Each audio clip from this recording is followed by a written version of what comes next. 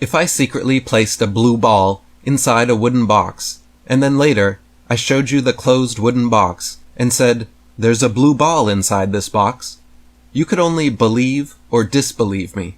You couldn't know for sure. Until I actually opened the box so that you could see for yourself, you wouldn't and couldn't know with certainty whether a blue ball, something else, or nothing at all was inside the box. This kind of hearsay is second-hand knowledge, which is simply a belief in someone else's claims, and is very different from first-hand knowledge. First-hand knowledge comes from direct personal experience. Once I opened the box, revealing the blue ball inside for you to see with your own eyes, then it would become first-hand knowledge, and no longer a belief. Now what if I secretly took a picture of the blue ball sitting inside the open wooden box, and then later I showed you the closed wooden box along with the photograph? In this instance, would you know that there is a blue ball inside the box? No. Once again, until I actually opened the box so that you could see for yourself, you wouldn't and couldn't know with certainty whether that picture was of a different box, if the ball was removed or replaced after the picture was taken, or if the picture was completely doctored and faked. Just like hearsay is belief in someone else's words, photos are belief in someone else's pictures. Both are second-hand sources of information, and neither can be known, only believed. So when NASA and the world's space agencies present us with pictures of a blue ball in outer space, or their astronauts tell us that Earth is a blue ball in outer space, do we know that to be true? Or is it simply a belief? Without first-hand experience of seeing Earth from that vantage point, we cannot claim to know that Earth is a blue ball in outer space. We may choose to believe or disbelieve the words and pictures of the astronauts, but neither can be known without direct personal experience. Only a small handful of astronauts in history have claimed to have seen Earth from that vantage point, and the fact of the matter is that they could just as easily be lying as telling the truth.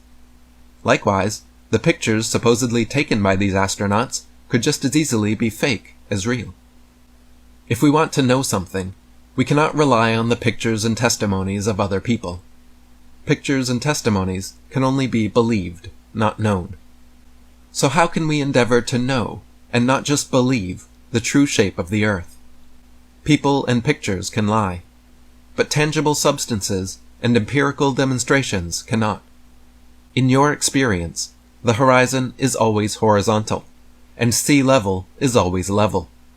Still water remains flat across its surface and physically cannot show curvature or convexity upon its surface. The horizon rises to the eye level of the observer and remains flat 360 degrees around regardless of altitude. Your every experience and every personal observation is always that of being upright on a level Earth. You have never experienced being upside down or on the sides of a gigantic globe.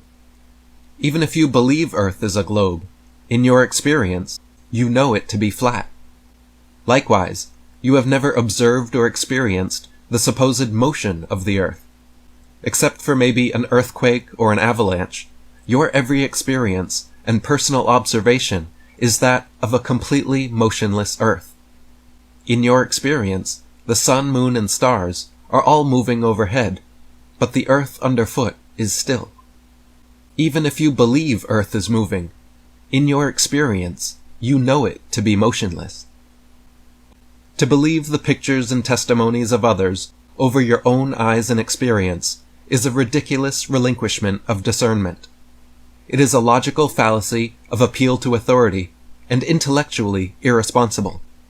The very concept of belief is a weak epistemic function.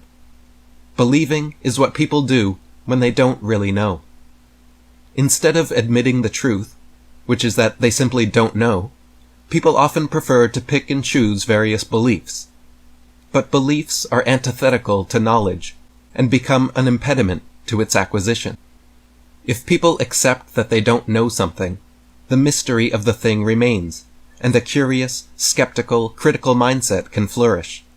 If people instead choose to believe something that they cannot really know, it is nothing but self-induced delusion. Beliefs should be banished from your psyche. We should only be involved in knowing and not knowing. What people believe or don't believe is unimportant and irrelevant. What matters is what we know. And when we don't or can't know something, it's important to admit that to ourselves, rather than finding some comforting belief to replace it. And that is why so many people choose to blanket themselves in beliefs, rather than admitting the simple truth that they don't know. Because beliefs are comforting.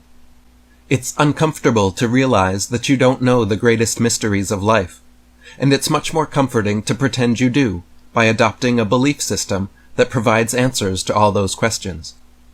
Then, instead of being a perplexed detective analyzing life's mysteries, you become an egotistic evangelist preaching blind faith.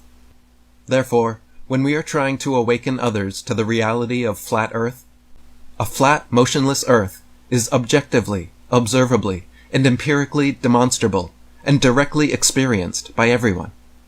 It doesn't require belief like the globe or religious scriptures. Flat Earth is backed by abundant evidence, experiments, and experience, and that is why people like myself don't just believe the Earth is flat. We know it is.